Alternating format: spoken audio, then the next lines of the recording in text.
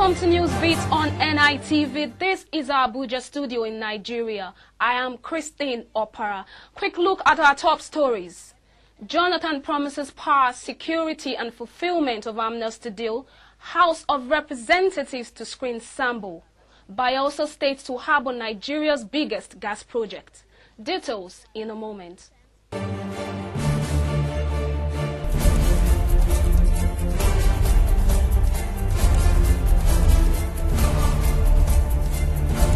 President Goodluck Jonathans' visit to the Niger Delta might have boosted the confidence of former militants in his government's ability to fulfill the Amnesty deal and recuperate them. He also pledged to improve security in the area. Meanwhile, Presidential Advisor on Niger Delta Affairs Timi Alaibe said the government will recuperate and reintegrate 20,192 former militants, with the first 2,000 scheduled for training in the first week of June.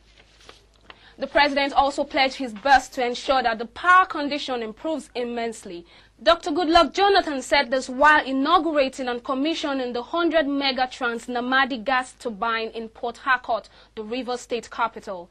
Emphasizing on electricity supply as his major priority, the president said the 100 megawatts of electricity the Rivers State government provided will complement the federal government's efforts of generating 250 megawatts.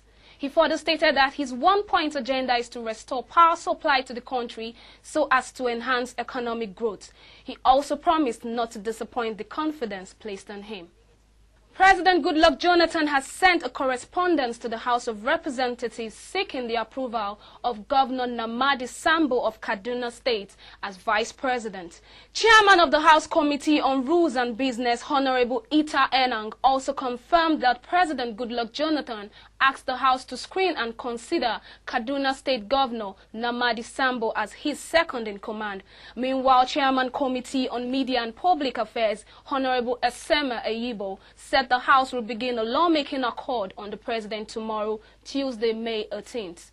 The screening is said to be in fulfillment of Section 146, subsection 3C of the 1999 Constitution. Meanwhile, security is said to be in top gear in Kaduna State following unconfirmed reports of violent protests, presumably by some indigenes of the state who are not in favor of Sambo winning the vice presidential ticket. Nigeria is set to inaugurate the biggest integrated oil and gas project in Gbaran Ubie in Bayelsa State. The facility, which is a Shell Petroleum Company initiative, has the capacity to produce 1 billion standard cubic feet of gas and more than 70,000 barrels of oil per day. The Nigerian National Petroleum Corporation, NNPC, is said to have signed a $1.69 billion loan deal with Shell in February 2009 to cover its share of investment in the deal. The technical inauguration of the Gbaran Ubie project, according to project manager of the plant, Mr. Okechukwu Elechi, will be taken in phases and has already commenced. According to Elechi, the plant testing would run for 9 to 12 months. He added that over 5 wells have been tested in Karoma, Zaramakolo Creek and Barian in accumulation to 6 other wells drilled at Zarama to service the plant. He further disclosed that Shell will continue to carry on its pledge to the Nigerian substance strategy of the federal government, including sustainable society growth. The Economic Community of West African States, ECOWAS, held its annual conference at the Nikon Luxury Hotel in Abuja. The concluding part of the conference was held on Friday, the 14th of May, 2010. Our correspondent, Ogo Ugi, was there, and he has the rest of the story. The highlights of the occasion was the ceremonial handing over of the mantle of leadership to Professor Ngalajo Bamba.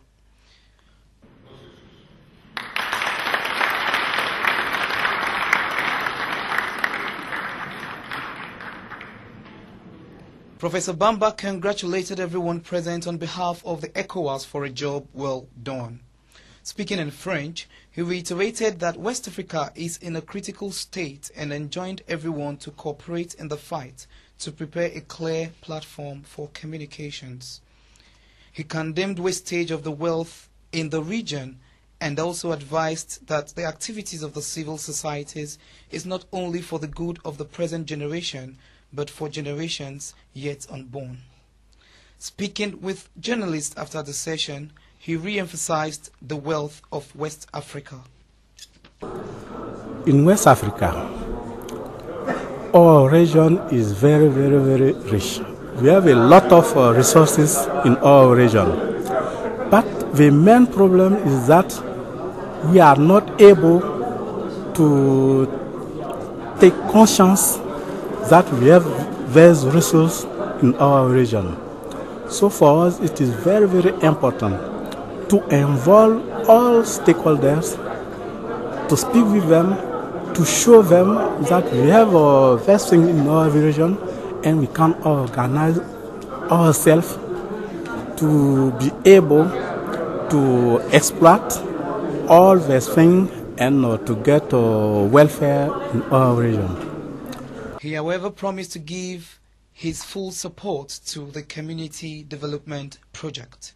For NITV News, I am Ogo Daddy Uge. The Economic and Financial Crimes Commission, EFCC, has said that it is not in any way prejudiced by the presidency before deciding which case to scrutinize or take to court.